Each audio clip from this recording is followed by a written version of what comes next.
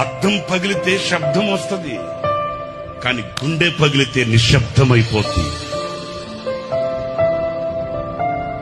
వేదన కలిగితే, బాధ కలిగితే మనసులో ఉన్న మనుషులకు చెప్పుకోగలుగుతాం, కానీ మనసులో ఉన్న మనుషులే గాయాన్ని రేగితే ఇంకెవరికి చెప్పుకుంటామండి.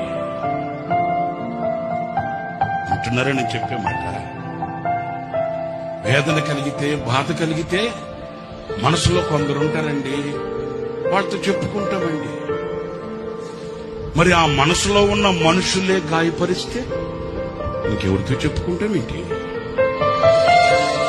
దేహానికి గాయమైతే కుదుట పడుతుంది, ఎవరో సహాయం చేస్తారు, మేలు కలుగుతుంది. మరి గుండెకే గాయమైతే గుండె గాయాన్ని చూడగలిగిన వాడు ఎవడున్నాడండి?